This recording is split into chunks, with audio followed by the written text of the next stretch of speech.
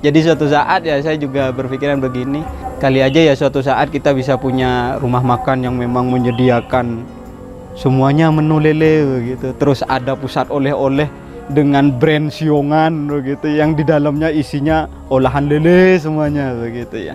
Ya semoga saja ya suatu saat kita itu ya. Apa salahnya kita bermimpi begitu ya. Toh silahkan kita bermimpi selama itu gratis kan begitu ya. Nggak ada yang ngelarang orang bermimpi. Suatu saat ya siapa tahu ada malaikat lewat, kita dicatat gitu suatu saat langsung begitu. Kalau saya malah semangatnya di situ begitu.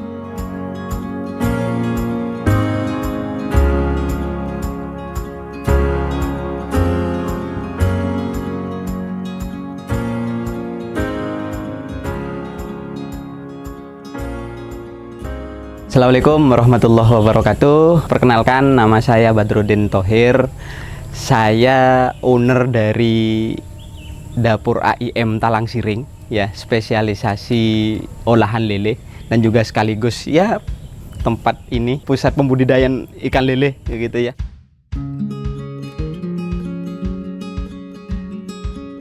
Brand saya itu Siongan ya. Kenapa saya ngambil brand Siongan? Pertama, mungkin tidak banyak orang tahu begitu ya, khususnya di luar Madura begitu, bahwa Siongan itu sebenarnya bahasa Madura begitu ya. Yang bahasa Indonesianya itu ya lele begitu, ikan lele. Saya itu sebenarnya kalau bicara masalah budidaya, pertama memang awal-awalnya memang tidak pernah kepikiran untuk budidaya sebenarnya Mas ya.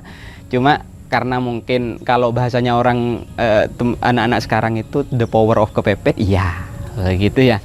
Jadi ya 2018 itu saya sebelum memutuskan terjun ke dunia budidaya yang pada akhirnya juga akan membawa ke dunia olahan lele ini, karena memang dari segi pengetahuan juga kurang begitu. Jadi sebelum memutuskan terjun ke budidaya lele itu saya masih belajar kurang lebih 3 sampai 4 bulan untuk cari-cari informasi tentang budidaya lele itu. Baru ketika sudah sekitar 3 bulan atau 4 bulan, saya rasa sudah cukup, ilmunya sudah dapat semuanya. Waktu itu ya saya putuskan, ayolah bismillah kita jalan gitu ya. Kita coba budidaya lele begitu. Kalaupun rekomendasi dari teman-teman pas awal-awal itu ya sudahlah, nggak usah banyak-banyak begitu ya. Jangan banyak-banyak, kalaupun nanti banyak yang mati juga nggak begitu kepikiran begitu, nggak begitu kepikiran rugi dan lain sebagainya. Cuma waktu itu saya masih berpikirnya ya sudahlah, saya ilmunya juga sudah dapat, cari ilmunya, sharing-sharing sudah sekitar 3 bulan 4 bulan ya, sedikit banyak kalau ada masalah pasti sudah tahu solusinya begitu. Waktu itu kalaupun rekomendasinya 1.500, waktu itu saya beranikan diri untuk tebar benih 5.000 begitu ya, 5.000 ekor begitu ya.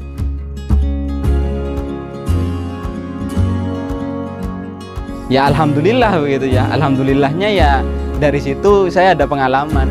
1 minggu setelah tebar benih 5.000 ya alhamdulillah 2 bak itu yang mati itu gitu.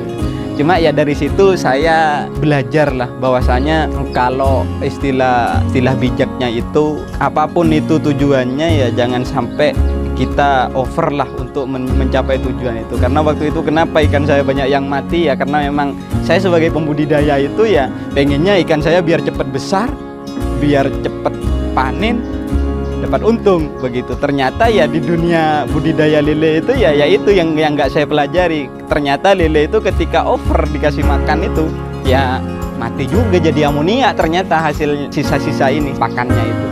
Nah waktu itu ya alhamdulillah siklus panen pertama itu kalaupun awalnya banyak yang mati saya masih dapat profit gitu. Nah di situ saya berpikir oh ternyata lele ini kok sepertinya progresnya bagus begitu ya.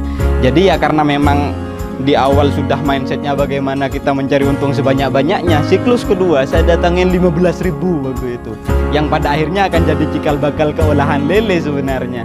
Juga dituntun mungkin ya ke dunia UMKM ya, khususnya olahan lele begitu. 15.000 itu saya nggak pernah kepikiran di awal bagaimana kalau misalkan seandainya pengepul saya itu macet pemasarannya. Saya nggak pernah berpikir itu. Yang saya pikirkan bagaimana untung saya bisa 3 kali lipat dari yang siklus pertama. Ya benar begitu, ketika lele saya sudah siklus kedua yang 15.000 itu sudah besar, sudah siap panen begitu, pengepul saya macet pemasarannya di situ. Nah di situ titik balik saya terjun di olahan lele ini. Ya pertama kalau boleh dibilang sengaja ya sengaja begitu, cuma the power of kepepetnya tetap dapat di sana begitu ya. kita putuskan waktu itu momennya 2019, pertengahan 2019 itu momennya sebelum Idul Adha. Waktu itu lele saya sudah oversize semuanya, bingung tiap hari harus keluar biaya produksi, tapi lele nggak diangkat-angkat sama pengepul. Jadi saya sempat sampaikan ke istri saya itu, gimana kalau lele ini kita olah gitu. Cuma respon pertama ya bilangnya ya begini, gimana mau diolah apa ya gitu. Kalaupun diolah siapa yang mau beli begitu ya. Cuma saya berkeyakinan waktu itu kalau ada orang yang jual pasti ada yang beli begitu, saya berkeyakinan itu. Cuma kan paling tidak saya juga harus tahu, juga harus memastikan apa bener ini olahan lele ini ada yang beli begitu ya. Jadi momennya pas waktu itu lebaran Idul Adha 2019 itu saya suruh olah ke istri saya itu yang sekarang jadi produk saya yang namanya crispy lele itu, saya suruh olah. Waktu itu momennya lebaran, saya jadikan buah tangan ke orang tua saya, ke family dekat saya itu.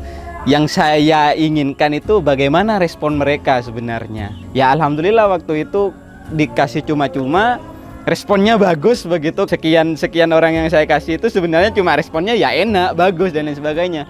Baru orang terakhir yang saya kasih itu kebetulan orang tua saya, ibu saya di Pademau itu menyampaikannya begini, ini enak, kenapa kok nggak dijual saja begitu, diproduksi. Nah di situ saya berpikir, loh berarti ini gitu loh, ini sadar atau tidak begitu ya, mungkin ini juga sekaligus restu dari orang tua begitu untuk melanjutkan itu. Nah baru di situ saya coba untuk produksi dan ternyata permintaan banyak. Nah itu jadi produk pertama saya, crispy lele itu.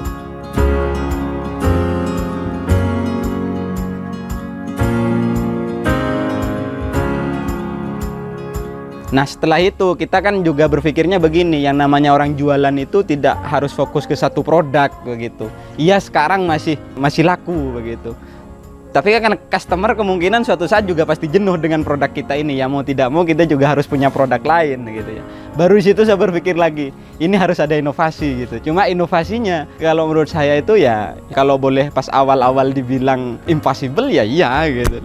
Karena produk kedua saya itu namanya kerupuk duri lele begitu. Yang saya olah justru dari sisa limbah crispy lele itu. Karena crispy lele itu kan saya buat dari dagingnya.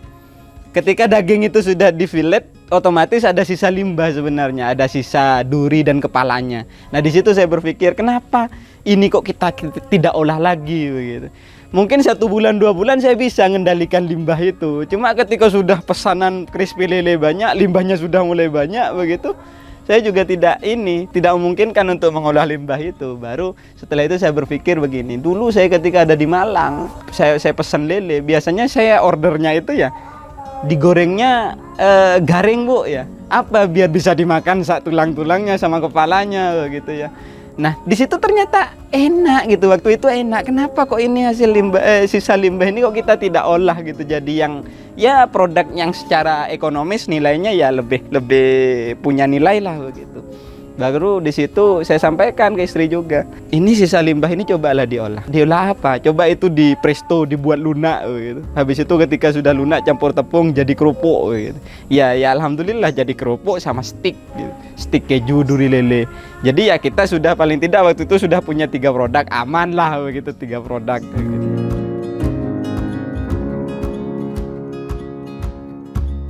Suatu saat misalkan crispy lele sudah nggak laku, bisa jadi ya kerupuk gitu. Cuma kan kita berpikirnya tetap yang namanya orang jualan itu juga berpikir segmentasi pasar mana yang mau kita tembak gitu. Kita kan inginnya semua umur gitu, semua umur kita tembak. Yang namanya orang jualan itu ya yang kembali ke bahasa yang tadi, kita cari untung sebanyak-banyaknya lah begitu. Cuan tiap harinya ya cuan gitu. Makanya kita ingin tembak itu semua segmentasi pasar sebenarnya.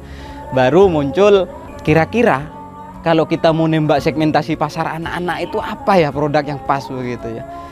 Di situ saya berpikir begini, biasanya anak itu kalau disuruh makan sayur sulit begitu ya. Habis itu disuruh makan ikan kadang juga sulit begitu. Makanya di situ kami muncul inovasi, cobalah buat olahan yang sekiranya bisa mengakomodir itu. Baru muncul waktu itu idenya kita buat nugget saja begitu ya. Cuma masalah ide nugget itu ya saya pasrahkan juga sih ke istri. Saya cuma punya ide saja. Ini loh saya punya ide nugget lele, masalah ya bahannya apa saja, kalau bisa ya dicampur juga dengan sayur begitu. Jadi ya waktu itu saya ingin nembak gimana caranya, kalaupun nggak langsung ke segmentasi pasar anak-anak, kita mau nembak segmentasi pasar ibu-ibu yang punya anak kecil yang sekiranya makan sayurnya sulit begitu. Kita tawarkan dengan nugget lele itu begitu ya. Di sana kita terrealisasi pakai nugget lele itu. Baru setelah itu kita pikir-pikir juga begini, ini semakin banyak produk olahan lele ya insya Allah juga akan lebih banyak peluang bisnisnya begitu. Makanya kan ada inovasi lagi pakai bakso lele begitu, bakso lele frozen yang pada akhirnya juga ada, kita punya 3 varian begitu ya. Varian original, terus sambal korek sama sambal ijo gitu. Dan ya kesemuanya itu ya idenya ya muncul begitu saja. Cuma semangatnya itu bagaimana kita memaksimalkan lele itu sebagai yang awalnya secara image nggak begitu bagus di masyarakat. Dengan adanya olahan lele ini kami berharapnya ya sedikit demi sedikit bisa juga diperbaiki image lele itu begitu. Makanya kan pada akhirnya kita punya semacam tagline atau jargon untuk olahan lele itu ya cara baru makan ikan lele. Ya dengan harapan ya orang yang awalnya tidak suka lele ya dengan adanya olahan lele segarnya dia nggak mau begitu. Kali aja dengan abonnya, dengan kerupuknya juga mau begitu. Kalau kendala sebenarnya kalau dari awal sih kita kendalanya ya itu tadi itu, karena kita dalam memasarkan olahan lele ini lebih pada bagaimana mengikis image lele yang sudah terlanjur jelek itu begitu ya. Itu yang pertama. Terus yang kedua masalah kendala kapasitas produksi, karena kita kan memang benar ketika ada peluang untuk naik kelas dan lain sebagainya begitu, kita juga harus berpikir sebenarnya bahwa iya ada peluang ekspor, tapi kita bisa tidak untuk memenuhi permintaan pasar di sana begitu. Kembali lagi ya ke kapasitas produksi begitu, karena ketika sudah kita berani untuk ekspor ya kita juga harus berani menambah kapasitas produksi begitu. Jadi kendalanya begitu. Terus yang terakhir masalah pemasaran juga sebenarnya, maksudnya media pemasaran untuk sarana promosi dan lain sebagainya, karena sampai saat ini kita cuma masih memaksimalkan Instagram, TikTok Shop dan lain sebagainya. Itu juga kadang kita tidak di cover juga berkaitan dengan kebijakan-kebijakan dinas terkait dan lain sebagainya berkaitan dengan olahan perikanan ini.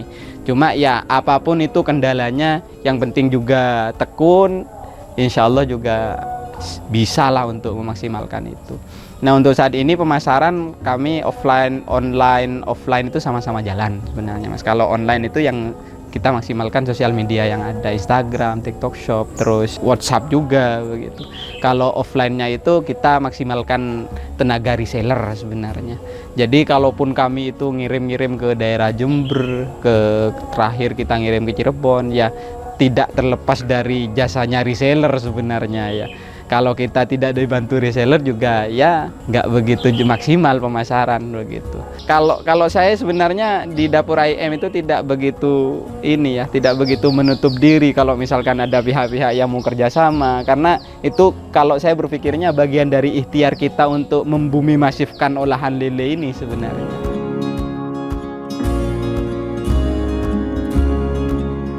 Masalah inovasi ke depannya ya kita tetap inovasi.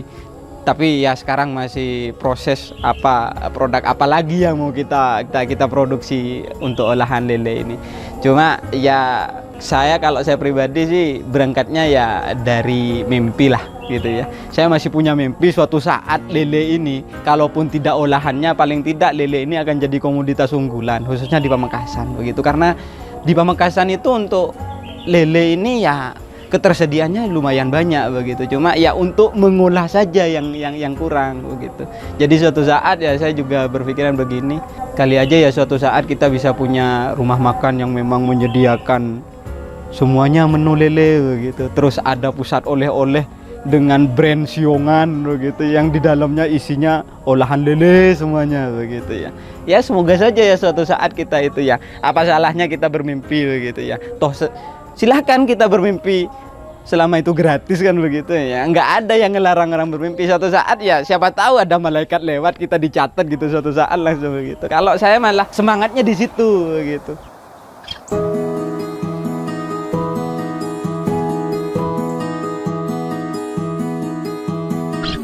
seiring berjalannya waktu mulai dari 2019 itu kita sudah ada beberapa produk di sini yang kesemuanya ya berbahan baku ikan lele begitu ya. Yang saya jelaskan pertama ini loh, yang crispy lele. Ini crispy lele ini yang produk pertama saya.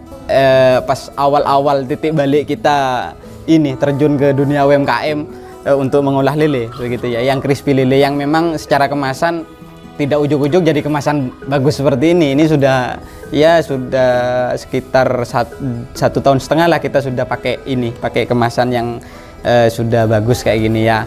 Harapannya sih ketika sudah kemasannya bagus seperti ini, kita bisa nembak segmentasi pasar menengah ke atas lah begitu.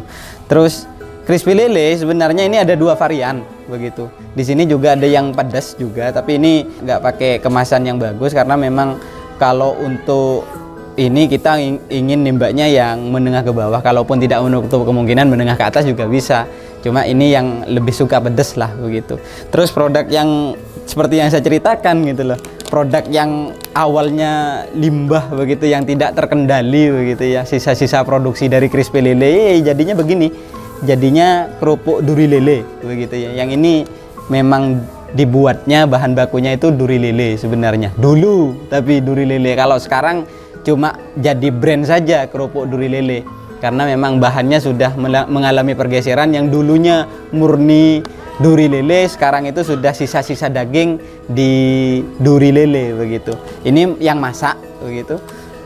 Terus biasanya ya orang yang pesan itu biasanya dimakan dengan nasi dan lain sebagainya, karena hampir sama dengan kerupuk puli begitu. Ini yang mentah. Biasanya kita jual kemasan 1/4 atau setengah kilo. Terus untuk frozen food sebenarnya kita di sini ada nugget lele ya. Yang ini nugget lele. Ini yang tadi saya bilang kita ingin nembak segmentasi pasar anak-anak begitu. Kalaupun tidak langsung anak-anak, bisa jadi ibu-ibu yang memang anaknya sulit makan sayur begitu. Kita bisa kita tawarkan dengan nugget lele, karena memang ini campurannya kita campur dengan wortel ya, sayur begitu. Terus setelah itu ada juga kalau yang lele bumbu ini yang kemasan seperti ini sebenarnya masih untuk kita distribusikan ke toko-toko sebenarnya.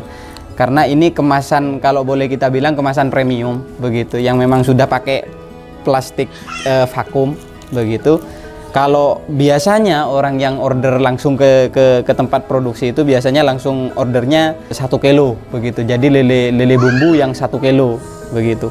Terus ini juga ada inovasi gitu ya, inovasi dari yang juga bahan bakunya dari daging lele begitu. Di sini ada bakso lele frozen yang biasa kita buat door prize biasanya. Iya, door prize-nya biasanya kita tanyakan apa bedanya pentul sama bakso begitu ya. Kalau pentul itu ya banyakan tepungnya, kalau bakso ya ini lebih banyak dagingnya begitu.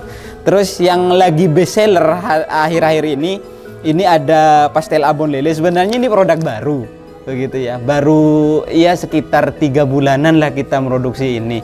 Cuma yang namanya orang jualan itu kan harus juga pintar memanfaatkan momen begitu. Karena kan ini kan kalau dilihat dari ininya, dari produknya biasanya ya cocok untuk suguhan lebaran. Jadi ya untuk 2 bulan terakhir ini kita memang kelabakan untuk memenuhi permintaan pasar untuk pastel abon lele ini. Terus juga abon lele ini ya cocok juga untuk kita buat teman nasi hangat dan lain sebagainya kalau misalkan makan itu. Terus yang terakhir ini rambak. Rambak ini sekali lagi ya kalau boleh dibilang kita memanfaatkan limbah ya begitu, karena memang rambak kulit lele ini sisa ketika kita ngolah abon, ngolah nugget sama bakso. Biasanya kan kita datanginnya itu lele-lele yang memang sudah afkir itu, indukan afkir yang memang sudah besar tapi dagingnya banyak begitu. Nah ketika ngolah itu ya ada sisa kulit lelenya yang memang kita sengaja dikuliti begitu. Kemudian ya kita manfaatkan juga, kita olah juga jadi rambak kulit lele, dan alhamdulillah ini juga sudah halal begitu, PRT-nya juga sudah ada. Jadi produk kami ini yang jumlahnya sekitar 11 produk ini all variant yang semuanya olahan lele itu semuanya sudah ber-PRT, terus juga hampir 80% itu sudah punya sertifikat halal begitu. Ya dengan harapan sesuai dengan tagline kita, jargon kita olahan lele itu ya cara baru makan lele, begitu. Cara baru makan ikan lele. Harapannya apa? Ketika orang memang tidak suka makan lele segarnya atau lele gorengnya, ya siapa tahu ke keropoknya juga ini, begitu juga mau, begitu ya.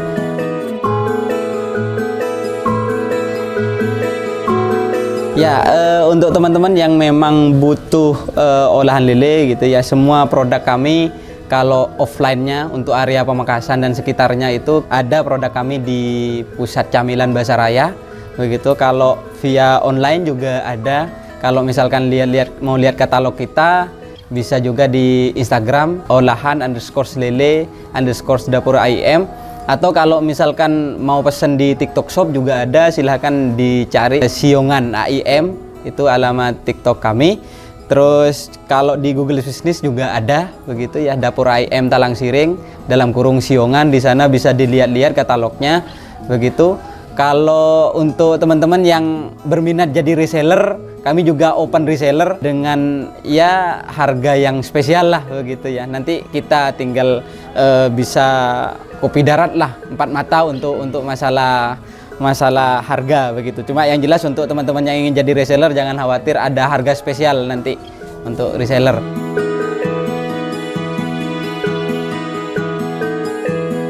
Untuk teman-teman yang ingin memulai usaha atau mungkin sudah punya ide untuk memulai usaha, begitu ya, pesan dari kami atas nama Dapur AIM Talang Siring itu, apapun idenya jangan takut untuk eksekusi.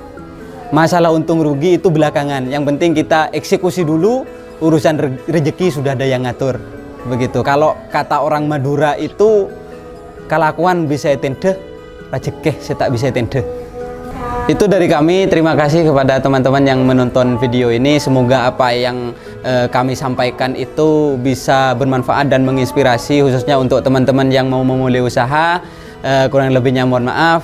Wassalamualaikum warahmatullahi wabarakatuh. Jangan lupa subscribe, like, and comment channel YouTube Legenda Kreatif. Jalan ke teman saya.